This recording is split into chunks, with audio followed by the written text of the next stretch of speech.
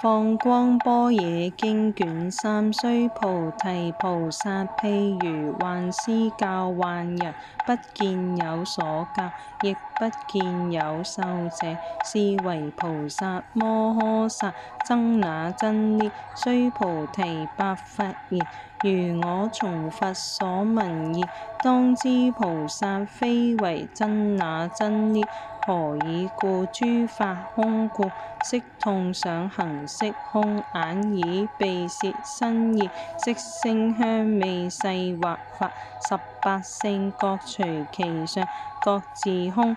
檀波羅蜜至般若波羅蜜亦自空，內外空皆自空。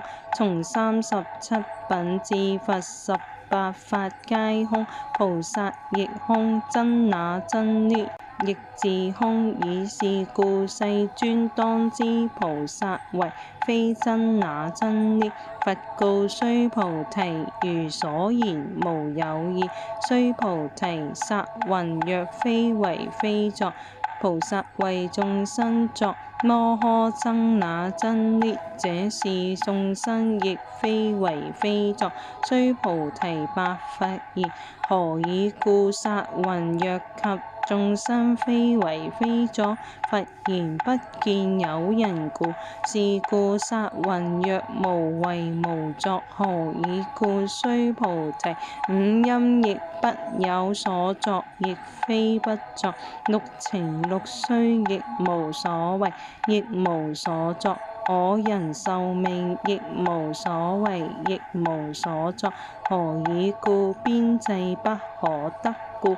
須菩提，夢響影幻亦是業，化無所作，亦無所為。內外空37品，佛18法亦無所為，亦無所作。何以故？其本際不可得見故。如及法性真際，亦無所作，亦無所為。菩薩薩云若亦無所作，亦無所為。何以故？無有本際故。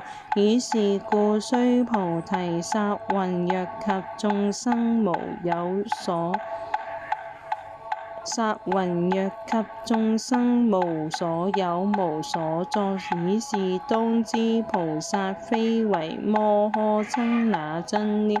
須菩提白佛言：如觀世尊所說義，五陰亦無縛無脫，